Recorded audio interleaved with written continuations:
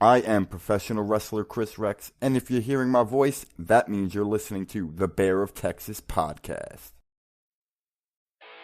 I am Chris Carpenter, better known as Chris Rex, and for the last 9 years I have been traveling up and down the roads as an independent professional wrestler. I have had the opportunity to train, work with, and share locker rooms with some of the best to ever step foot inside the squared circle. My co-host is Alex Alcazaz, aka the Bear of Texas. A journalist born outside of Lyon, France, he moved to the United States at the age of 4, and his love of sports is what led him to become a sports writer. And with 7 years under his belt already, the sky is the limit for this young Texan. Together, we mix my knowledge and professional experience with his research and sports journalism to bring you a unique view on Vice TV's hit series, Dark Side of the Ring. This is Dark Side of the Podcast.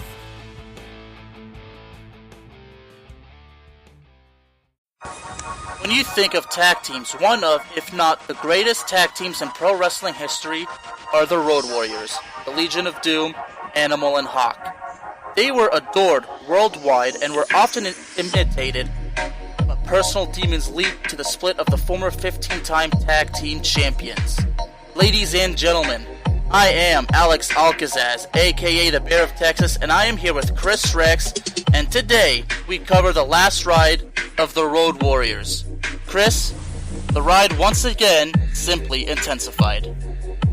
Yeah, that's funny that they say this is the last ride of the Road Warriors, because it's been a hell of a ride as a season for Dark Side of the Ring. I've been loving this show since the first season, and I'm glad now that for this second season, me and you have been able to do this podcast based on it. Oh, indeed, and at this point, the ride is so intense that the best way to describe it is simply like this. What a rush! I love it. I mean, rest in peace to Michael Hegstrom, a.k.a. Hawk.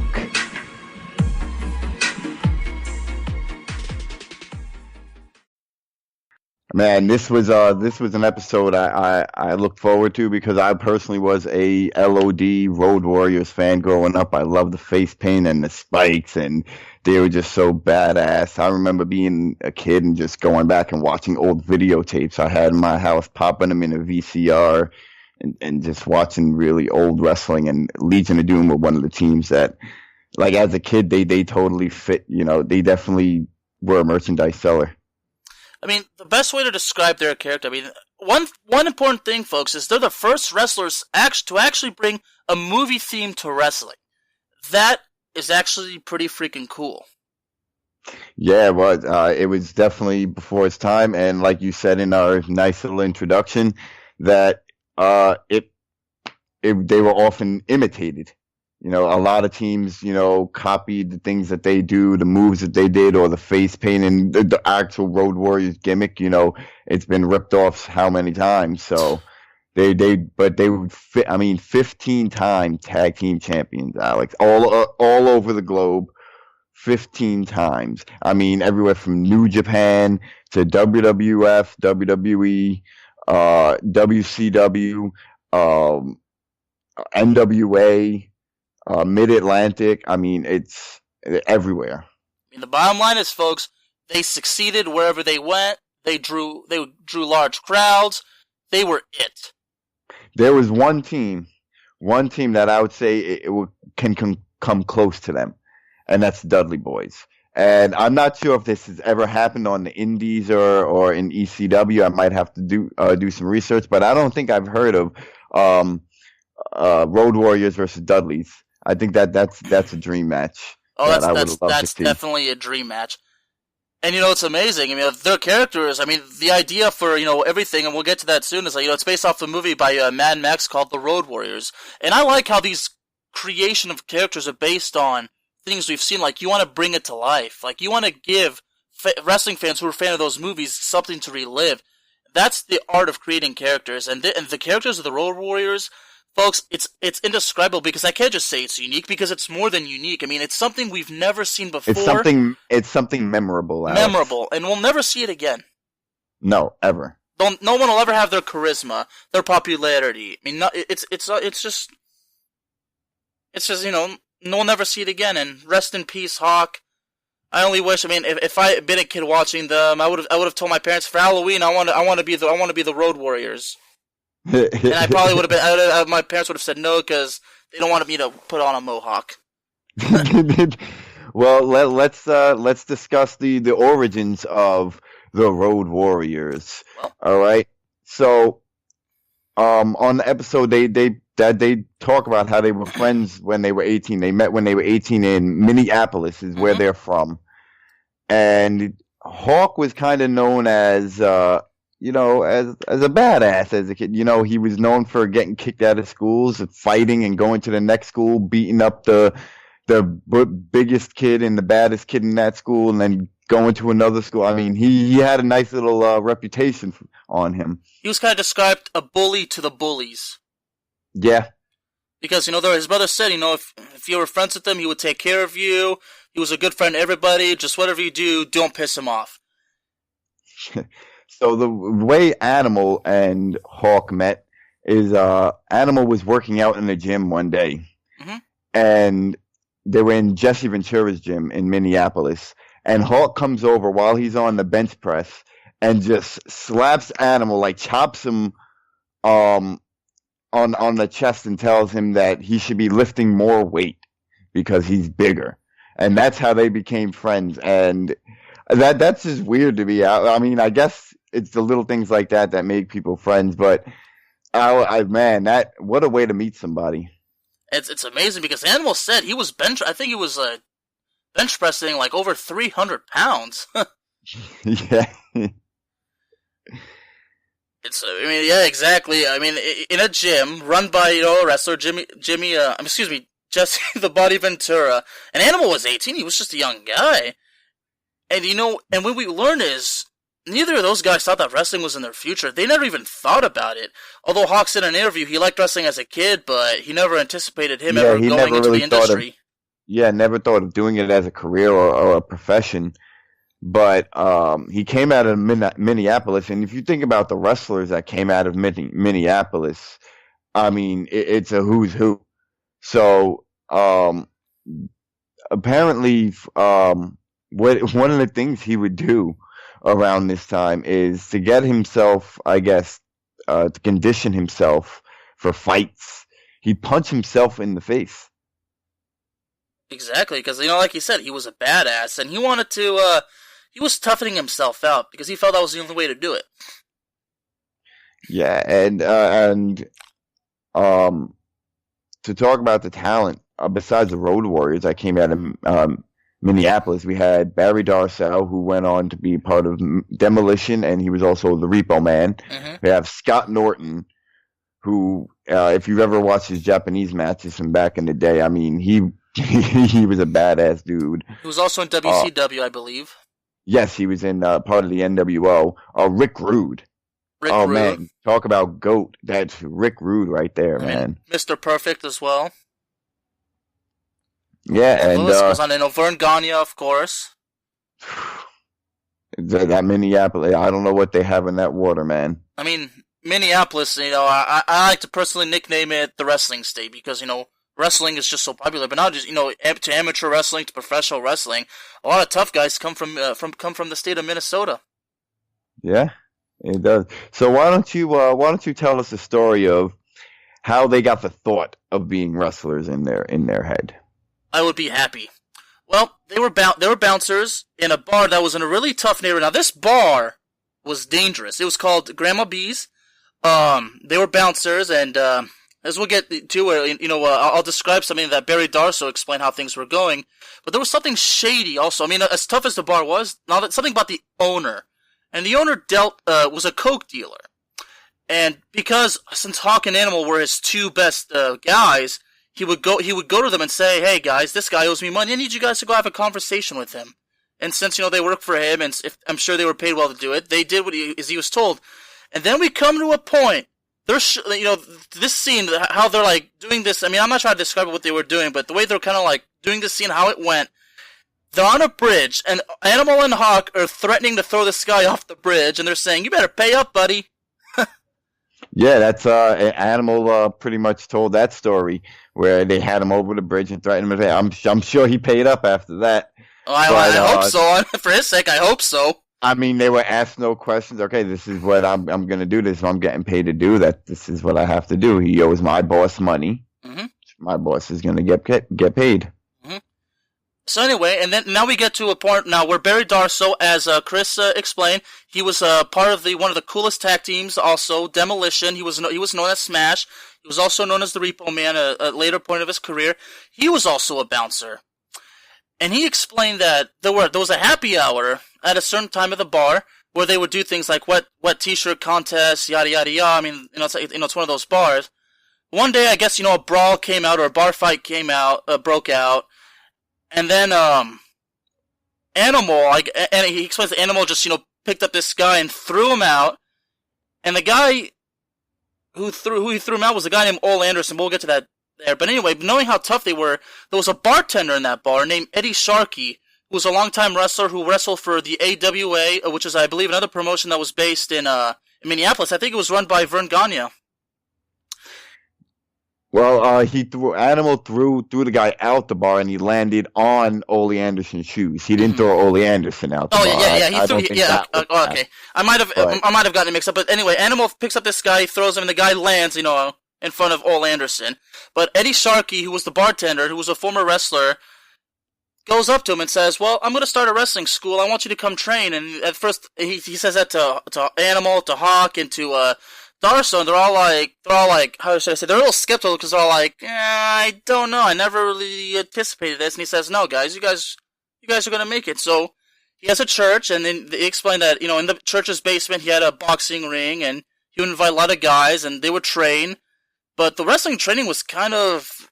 I'm not sure if that's how wrestling training goes. He would just sit in the chair. He would just come and the guy say, "Hey, good drop kick. Good job, and that." It kind of reminds me of with the way they described it. It reminded me of how Dr. D. Dave Schultz was trained. How it was kind of like they taught him, but they didn't teach him to work punches or anything.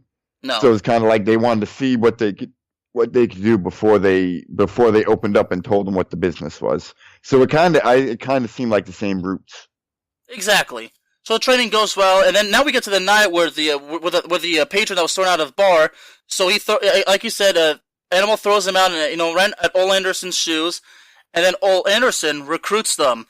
But here's something we don't know: those two guys had already been wrestling before this bar incident.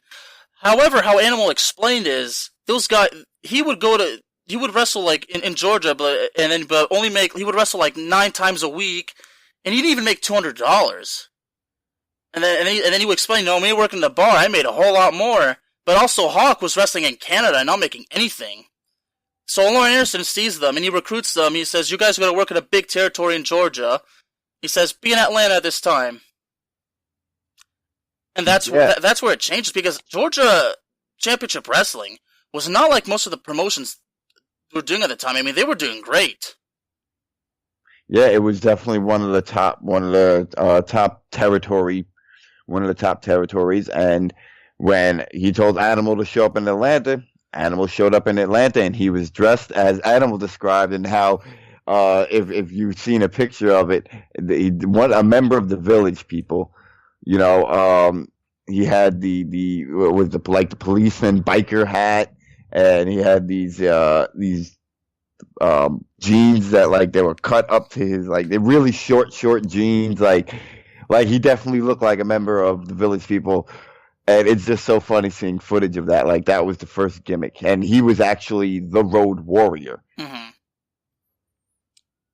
And this is how it was, and this is the experience that was bad, because he was wrestling 9 times a week, but like that.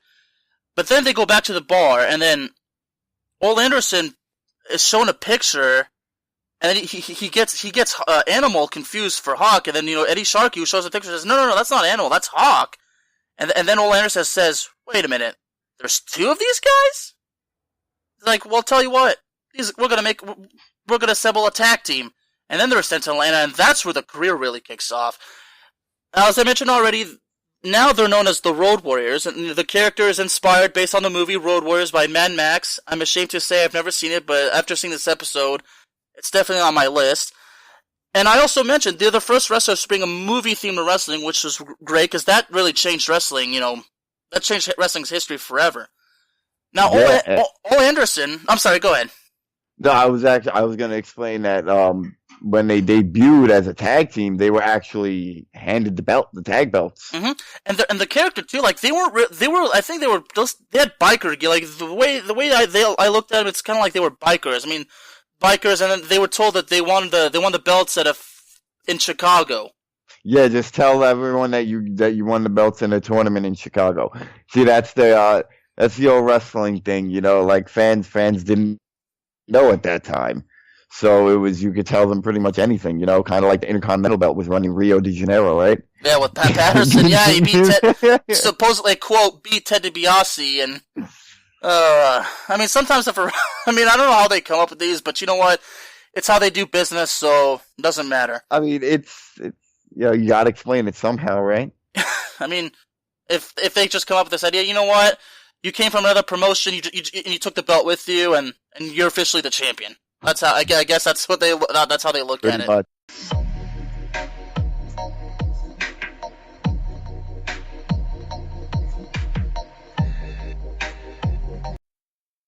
So Ole Anderson comes up to a guy by the name of Paul Ellering, and Paul Ellering, just like Animal and Hawk, he's also from Minnesota. So Ole Anderson says, "These boys are yours. Take care of them." That's where things just got even better because that's where the change of the characters really took a great turn. I mean, that's when the war paint came to mind, the mohawks, the pads, Yeah, the idea for like post-apocalyptic characters. The three of them together were able to create that magic, to create that theme, that character, those characters. They say two heads are better than one, and three heads are better than two, man. And they were all on the same page. They seen what they wanted, and they were always working. They told us there was a story that Animal told where they would sit in Denny's and just come up with everything they wanted to do in the matches and draw out on napkins what they wanted to do in matches. And Paul Ellering would do it too and say, "Oh, you're over here," and have Hawk come off of this way. And so, I mean, when you really put the work into it, it's going to show.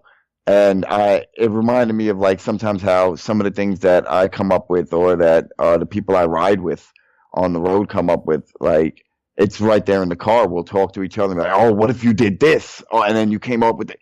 And you know what? I'm going to try that out tonight, So it kind of, that's really how it works. Like, I know some people may be like, "Oh, they're just telling me stories for TV." No. Like sometimes we just come up with it sitting at a Waffle House, sitting in the hotel room or just you're on a highway and you got nothing to do but talk, Mm-hmm. And the pads, I always found that so cool. The shoulder pads with the spikes. The Animal says he had a friend who helped him with that. Like Animal said he took a couple of old shoulder pads he had in his garage, he poked holes in them and told his friend, "Let's do this. This is for my wrestling character. I think that would be cool." That was also part of the appeal. It was something you never seen before. Like, what, football shoulder pads with fucking spikes on them? Mm-hmm. That's badass. They had the war paint, the mohawks. How the idea of the mohawks, how Hawk would have two small cuts, and Animal would have just the side shaved. So when they put their heads together, it looks like one set of one head. Mm-hmm. It's just unbelievable. I mean, the early years. I never knew that about them. It's just unbelievable. I mean, their first few years, from 1983 to 84 to 86, they were, Georgia Championship Wrestling. They were also in AWA, as we mentioned, that's up in Minnesota. Things went well there, but it wasn't until they went to Japan, that's where the popularity just just kicked the roof off kicked the roof off. Yeah, the Japanese fans ate the characters up, and they were known for working a little stiff and working a little harder, so I'm sure they definitely fit out in Japan. And it's amazing because there was a wrestler in there named who was really popular named Killer Khan. An Animal picks him up, press slams him. That had never ever seen before because Killer Khan was known as the monstrous heel that nobody could take down. And the Road Warriors come in there. And Killer Khan wrestles with another dude. I believe the other guy he wrestled with was Animal Hamaguchi or something like that. I did a little bit of research and they squashed him in under 4 minutes. The Japanese people were so blown away that Animal pressing Killer Khan actually made national news in Japan. Yeah, that was unheard of, doing things like that. And it's kind of like Hulk Hogan slamming Andre at WrestleMania 3. It was the biggest thing ever, but this was kind of bigger because it didn't just make wrestling news. It wasn't just wrestling history. It was like Japanese history. It was that big. And now, that's when they're officially on top of the world. A very successful tenure in Japan. And then eventually... also, during their time in Japan, that's where Hulk started kind of getting into it with the Japanese mafia. And Yes. Animal was the type of guy to just, get some dinner, sleep, work out, and repeat. Hulk kind of wanted that party lifestyle, and he always wanted to be out, and it started to wear and tear on the tag team. Exactly, because, you see, folks, we said this before and many times, the life of a wrestler, all the beatings you gotta take, the hard traveling, I mean, you want to live the party lifestyle, because, they were on top of the world, so obviously Hawk felt, you know what, I'm on top of the world, I should party. But I like how Animal did things. I mean, you do the shows, grab a bite to eat, go to sleep, so you can train the next morning. That's the way, that's the safe way, but at the end of the day, I mean, I can't really throw Hawk under the table, because, I don't know what it's like to be in his shoes. I mean, I don't know what it's like to live that life, but like you explained is, Hawk and Animal, while they were great together, I mean, their lives were kind of run in a different way. And, and it's normal, because we don't know what always goes in the minds of a wrestler. And it's just amazing. He was partying with the Japanese Yakuza. I mean, that's pretty, I don't know if I should say that's pretty cool, or... It's definitely something, but again, oftentimes with tag teams, you could have the greatest tag team. You're going to have your fights, you're going to have your problems. There's going to be things that you start to not like about that person, but all in all, you still go out there and do your job. And that's something, and that's one part of the reason they were able to go for so long, is they were oftentimes able to put personal differences aside and just, let's go out there and be what we are. And that's one of the greatest and most top, the top attraction tag team in the world, especially during this time. And their goal was to just be the biggest tag team and make money, all three of them. And they never had to change their gimmick. They were just badasses, whether they were faces or heels. They never really had to change themselves. And that's what's unique about them. See, and also a thing that's unique is when I mentioned that they changed the course of wrestling history, they also specifically changed it in the category of tag team wrestling, because tag team wrestling is an art. And they just made tag team wrestling just so much more enjoyable than the singles competition. They were kind of saying, you know what, tag team wrestling is cool too. We'll make it look cool.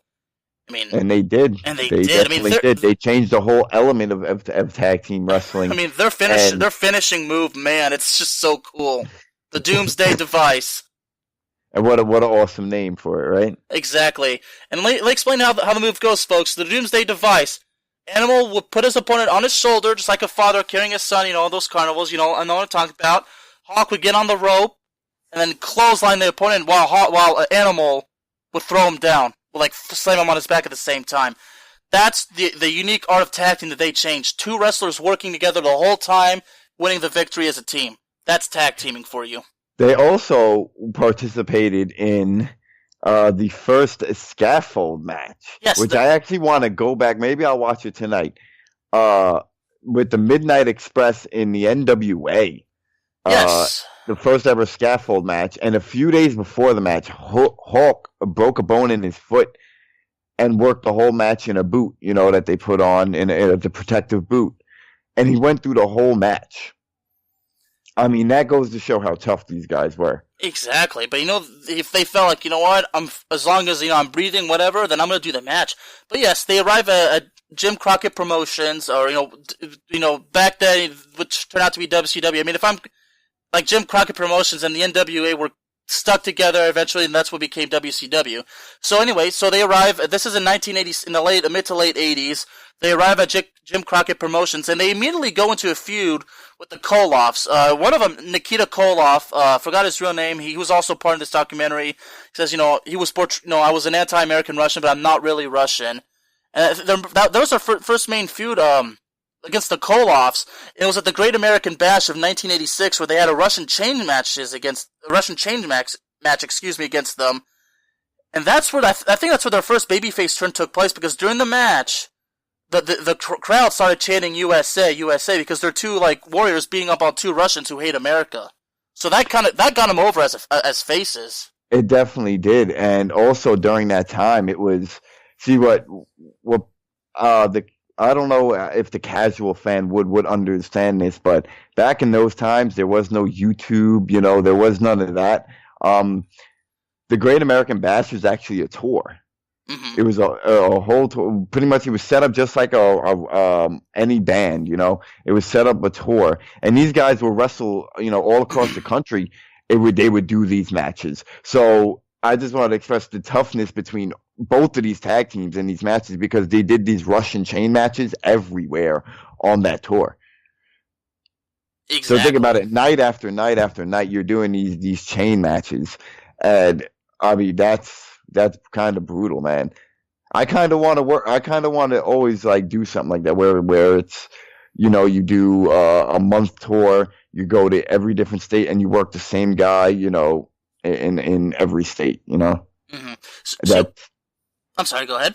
No, I was going to say that's kind of lost in wrestling right now. It is, and one of our listeners wanted me to explain why there were so many anti-American Russians during that time. Well, obviously it's simple, because during that time it was the Cold War, so having a bad guy who was a Russian who hates America, it makes sense.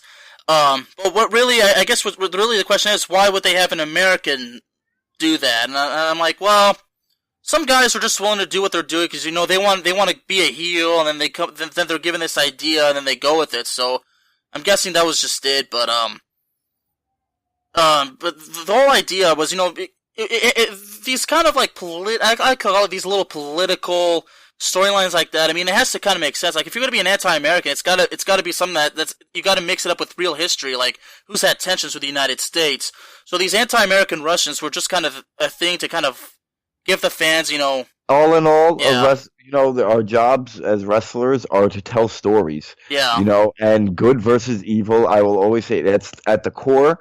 That is every story, every movie, every television show, every book, every it's good versus evil. Mm-hmm. And that's the biggest story you can tell. So, and especially if it's up with the times, we often talk about, Sergeant Slaughter, when in his gimmick, when he started becoming an Iraqi sympathizer, yeah. So I mean, if it's with the time, of course, people are going to get behind it. It's a good story to tell. Exactly. We're the good guys, they're evil. But to go ahead and steal my explanation, the Koloffs, I don't know much about how wrestling. I didn't watch it back then. The Koloffs were a heel tag team. They were way over. They were pushed. They were known as unstoppable anti-American Russians.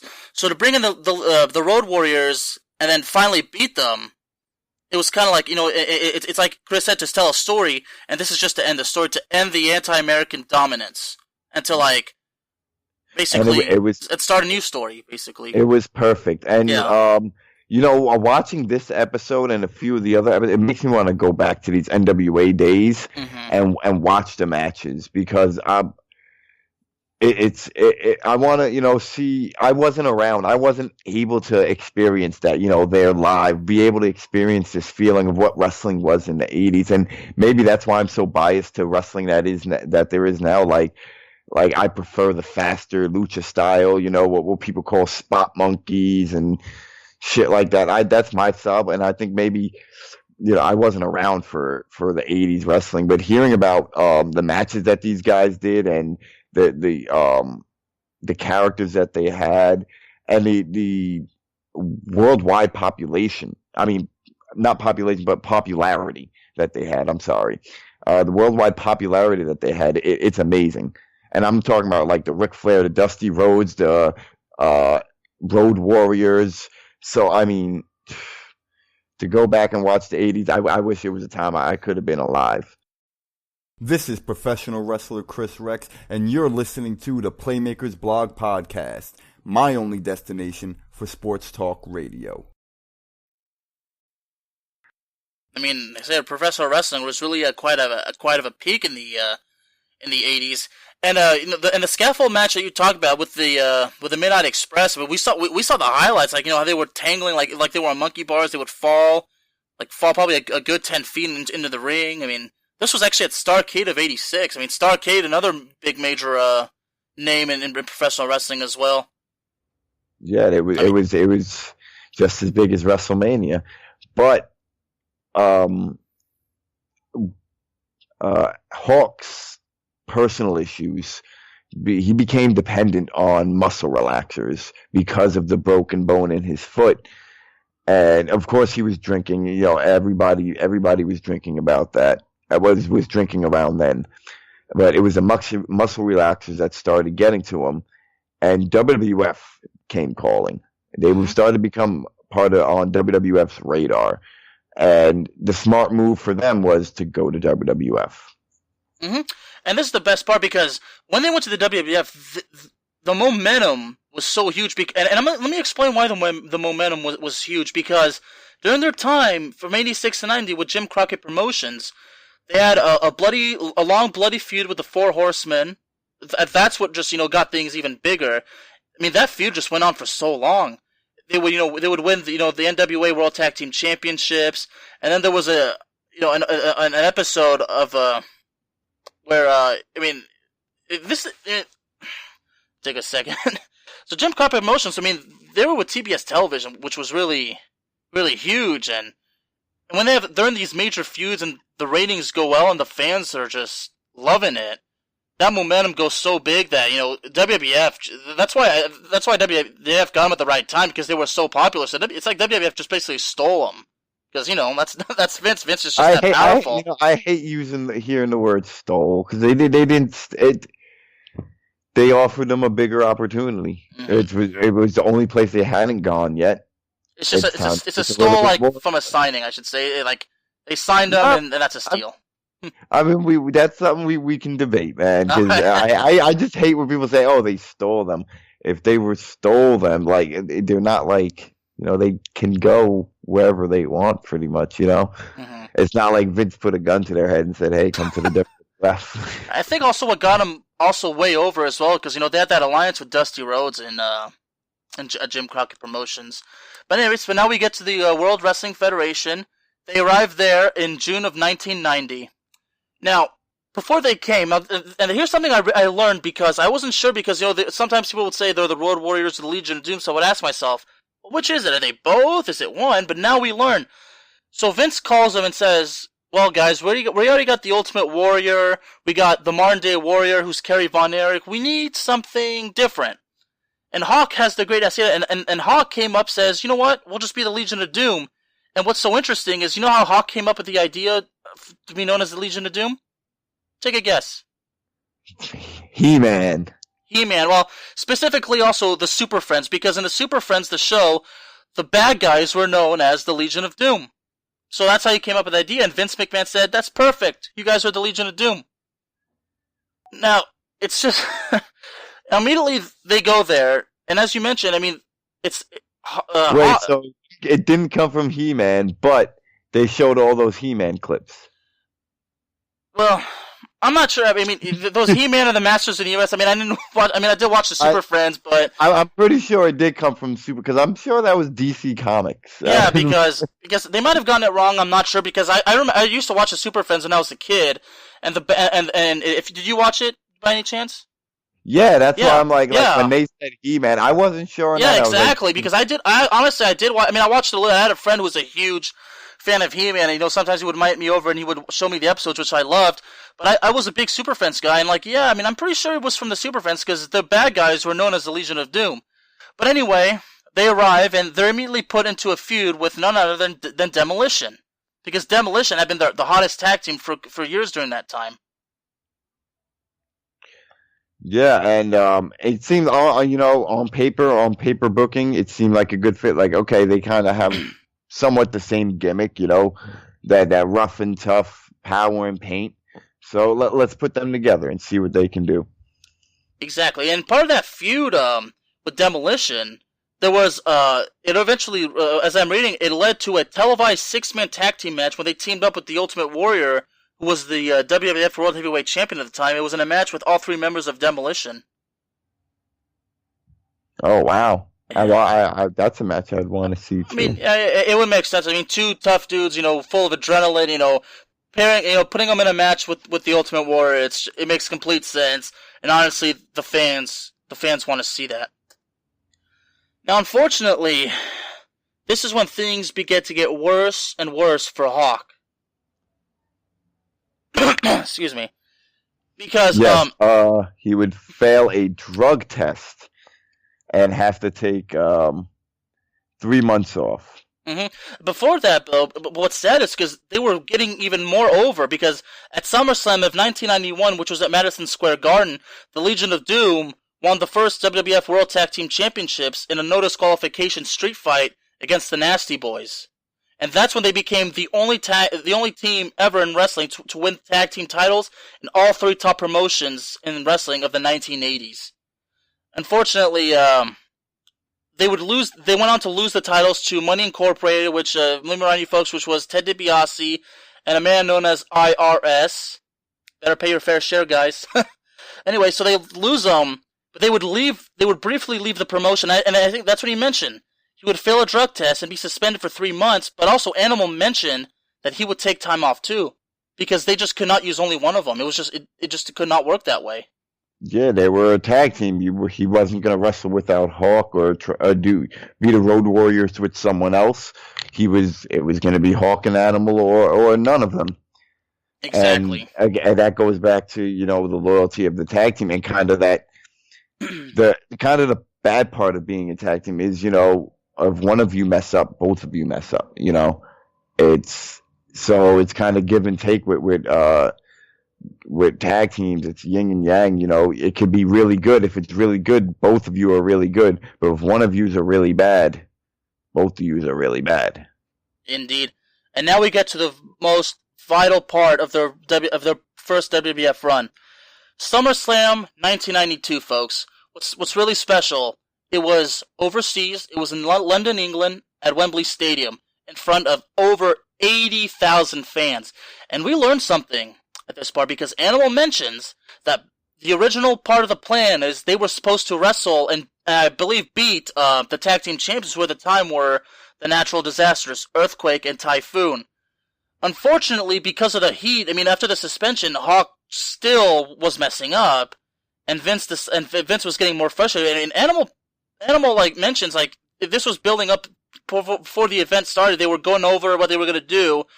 Vince comes up. Vince is trying to talk to him, and then Hawk is repeatedly interrupting him and saying, "No, we should do this and that." And that's when Vince officially, is fine. I'm done. I can't trust him anymore. So what would have been a semi-main event match turned out to be this was like the bottom of the card. This was officially on the pay-per-view. This was not a dark match. They wrestled Money Incorporated instead. They did that. Now they did win, but the key to that match, Chris, is the finish of that match. You know why? Yeah, because they couldn't. Go ahead. They couldn't hit the finish. They couldn't hit the Doomsday device because Hawk was going to fall off the ropes in the condition that he was in. Mm-hmm. And watch the match, folks. You'll see that Hawk was not in the condition to wrestle. So they do the finish. Ted DiBiase, accidentally knocks over IRS, and then Animal does this power slam. They win, and that's it. Now things have really blown up, because Animal says immediately after that he flew back to the United States with Paul Ellering. They went to Hershey, Pennsylvania to do some taping, and Hawk was not there. Hawk went AWOL in London after the event, and he missed his flight back to the United States. And then we learn that Hawk calls Vince McMahon and says, I quit. I don't want to be here anymore. And that's when the Road Warriors, the whole Legion of Doom thingy, just the vase broke and shattered. Because that's where all that momentum, everything they had just sunk. Yeah, and Hawk decided not to come back to WWE, which again left Animal with no partner and really with no work. Because how can you do, singles matches, And for the taping, I believe he had to do a handicap match, a 2-on-1 match, I believe. Mm-hmm. And he got injured. He herniated a couple of discs. I mean, like I said, the whole thing just fell down and broke. I mean, Animal does this show, he gets hurt, and then...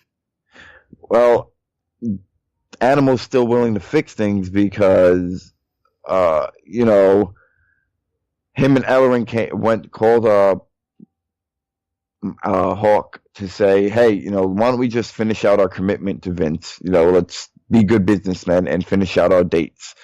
And Hawk didn't want to do it, and he had no desire to do it. So what he did was get a separate deal in Japan and formed a tag team with Kensuke Sasuke as the Power Warrior, and they called themselves the Hellraisers, which was an obvious ripoff of the Road Warriors, and that did not make Animal happy at all. He was pissed off. He was pissed off. I mean, he felt betrayed. That's our character, because he said, that's our character. What are you doing, bro? And I think what really hurt Animal is that he was not told this. Like, I mean, Hawk just did it like that. It's shocking. I mean, I really want to ask myself, I wonder how Vince felt about that. But since those, I mean, I'm sure since Hawk and Animal had the marketing, had the trademarks, I mean, Vince probably couldn't do anything about it.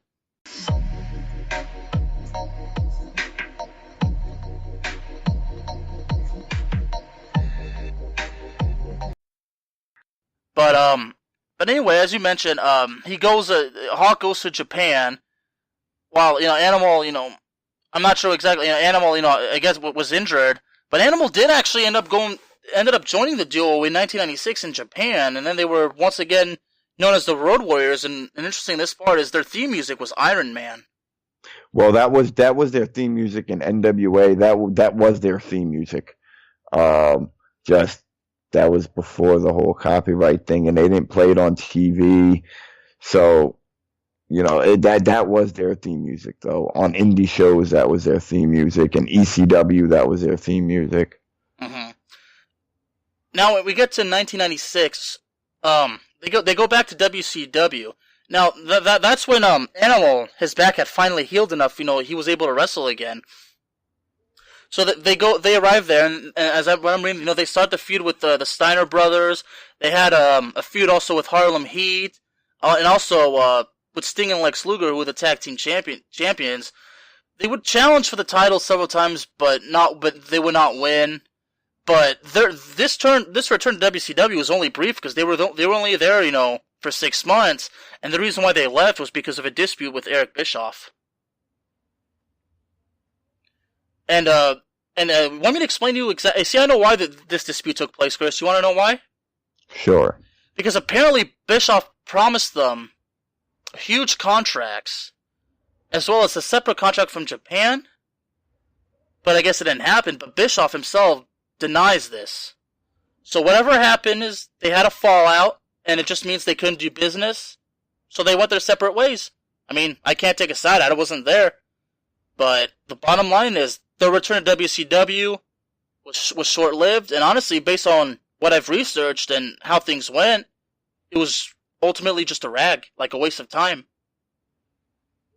Yeah, and Hawk, again, had his issues. He had gotten into a really near-death experience with a head-on collision with an 18-wheeler, and he wasn't wearing a seatbelt. He also, and his car flipped like 6 times, as Nikita Koloff explained, and he says that he just walked away from it. eventually he wound up contracting hepatitis C, Mm-hmm. and that seemed to stop him until he was cured. And then when the doctor told him, he was cured, he went and started partying again. So he really didn't take care of himself at this time. And as Animal said, he says, and I quote, "The doctor said you're clear to do what you want, but Hawk mistook that advice for the wrong thing. The doctor should have said you're clear to return to wrestle." But Hawk, I mean, I get, but you know what? Honestly, even if he had said that, Hawk probably would have gone back to it anyway. I mean, Hawk was a party. I mean, he loved to party. What else is there to say? He loved to party, and it's, I mean, and then now they return again to the World Wrestling Federation. And by the way, I owe y'all an apology because it was important that I missed the part, like how he had that injury with the accident with the 18-wheeler, and then had the hepatitis C. But it's amazing he cured himself and potentially saving his career, but his party habits just could not go away. Nope. And but they wound up getting another offer from the WWF. Mm-hmm. And this time there was a few stipulations with this. One of them was that they had to guarantee their dates, that they were going to make every date. As it was called, Vince McMahon basically called it an insurance policy. Yeah, 100%. And they wound up working with the WWF, and Droz winds up being the third member of the team. And they interview Droz, and he talks about how they were the icons, and he was kind of, the rookie there, and he, he understands why he was put in that position, and he loved the fact that he was able to work with these two legends.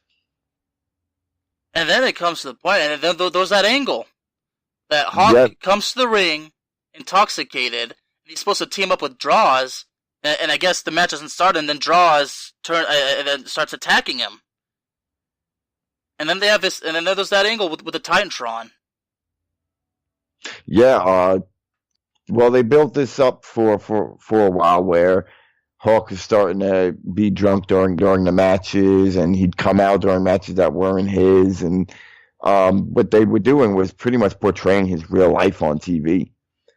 And that started really hitting home with Animal, because it was pretty much what he was really going through on a daily basis, and here they are kind of glorifying it on TV, and they turned it into an angle where pretty much it wound up being revealed that Droz was the drug dealer that was selling him drugs, and but they had Hawk on top of the Titantron, and it was making it look like, Droz was trying to help him down, but he pushes him off the Titantron, and then I believe a few weeks later it was revealed that he was like the pusher man, and it was really, it was kind of in my mind, I guess, a distasteful story, especially if that's what the guy's really going through, things like that. Like, you don't portray that on TV.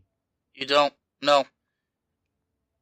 And I feel bad for Hawk that they did this. I mean, it's hard. I mean, I know it was hard for him, dealing with what he was doing, but to humiliate him like that, to poke fun at it, and to put it into a storyline, that's just not cool. I mean, that's disrespectful. Kind of makes me want to cry, to be honest. Yeah, and it was because of that angle they decided to leave the WWF again, and they went to go work independently in Australia. Mm-hmm. But the thing about Australia was Hawk was able to find any drugs he wanted and needed. He was on cocaine, muscle relaxers, and they found him passed out before the show one day, and they said his heart was ready to explode. Mm-hmm.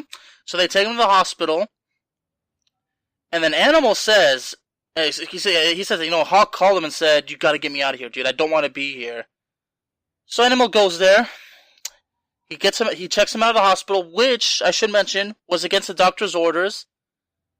They fly out of Australia. They fly to LA, and then then they take the connecting flight. I think they go to Florida, and that's where Animal says to Hawk, "You're on your own now, dude." Yeah, and the whole reason he wanted Animal to help him out the hospital was because he didn't want to die in Australia. He didn't want to die in another country. So that has me ask, like, did he know that he was about to die? No, I just think it was like, if it's that serious, I don't want to, get me the fuck out of here. I would kind of do the same thing. All right. And now we get to the point with what's the sad part. Because on October 19, 2003, Hawk passes away. Yeah, he had cleaned up his act. Animal went to see the Christian Power Team, which was a powerlifting team that Nikita Koloff had a part in. I'm not sure if he owned it or if it was his organization. And they brought Hawk out there, and Hawk walked to the altar, and he was baptized later that week. So, he found God, and he started cleaning up his wife, married a woman named Gail, and, really started putting his family first. Exactly, and that's amazing. Yeah, he said he was baptized in a swimming pool. Yeah, I mean, he wanted to change his life, and unfortunately, he was moving furniture out of his house and told his wife that he needed to lay down because he wasn't feeling good, and he died at the age of 46. His heart just stopped. And it's sad too because he comes clean, he beats his addictions, but all those years of abuse, and when he goes through as a wrestler, the heart can't take it anymore and just stops. I really like that Paul Ellering, for the funeral, repainted the black van that he first met the Road Warriors when he first met the Road Warriors, and he drove it down to Tampa for the funeral. I mean, God bless Paul Ellering. I mean, and God bless Hawk. God bless all three of them. And Ellering giving the eulogy and speaking at the funeral, it's only fitting because keep in mind, those two talents, Hawk and Animal, they were put under the care of Paul Ellering because Ellering would drive him to the shows. They would always fly with him. It's like he was the guy they could come up to, and he took care of them. They took care of each other. They were a family. Yeah, it's your brothers. You got to take care of each other. That's 100%. And Paul Ellering was, like you said, was their caretaker. He was their manager. That's the thing that people don't realize. His manager back in the day wasn't just a title. It wasn't just something you were. You legit managed whoever it was. You got them to the shows. You got them to the hotels. You made sure they were straight. You made sure they were ready to wrestle. And that's it. Now, it wasn't really now when Hawk died, the legacy did continue. And then we get to LOD, that happened in 2005. Animal returns to the WWE, and he teams up with a wrestler named Heidenreich. And they go on to win and then at the Great American Bash of July 24, 2005, the two win the titles, but then they would lose it back again shortly. I got to ask you, Chris, when they did, Legion of Doom, here, and then without Hawk, do you think that was the right thing to do? Not at all. Explain why, please. I mean, it just, Hawk had passed away. Why, it should have just been left alone, It should have, just died with Hawk. And, Animal will tell you himself he didn't like it. Those two do not have the best relationship. No. And, for Animal, it had to be hard because he had to do something he was famous for, but he couldn't do it with the guy he did it with. And I'm sure it brought up some bad memories because, it must have been hard, all the emotions, too. But the best part of the return from WB is on April 2nd, 2011, the Road Warriors, along with Paul Ellering, were inducted into the Hall of Fame. That's a, perfect way to end the legacy. Perfect way to end the legacy, indeed. Chris, I really have to... Did you cry during this episode, or did you get emotional? No, not really. I mean, I did a little bit, but this was because of my appreciation for what these guys did in the business. They, like I mentioned, they changed the course of history. Not only for the art of tag team, but, the creation of characters, the charisma, the storylines, everything. I mean, if these guys, if this had never happened, I don't know how wrestling, if wrestling would be the same as it is today. Maybe we wouldn't have tag teams like the New Day, just to name a few. It's just unbelievable. Well, folks, before we let you go, got a couple announcements to make. Number one, I want to give a shout out to Darnell for his latest episode covering The Last Dance. Darnell has been absolutely exceptional. When you listen to him covering that, you just tell, like, Darnell takes you to school. Darnell tells it like it is. He does exactly what Kris and I are committed to do. He tells the whole truth. The whole truth, nothing but the truth, and he's absolutely excellent at it. Darnell, great job on that episode. I love it. Y'all, folks, you should listen to it too. And one more thing, I recently did an episode with my good friend Wiley, aka the Venomous Stare, and we went over the Cowboys' schedule for the 2020 season. Please, folks, listen to them. You will not be disappointed. And once again, it's my honor to do once again a great episode with Kris Rex. Kris, thank you so much for joining me. And next week, folks, is the final episode of the series. And this time, I'm probably going to cry like a baby because the episode is about Owen Hart.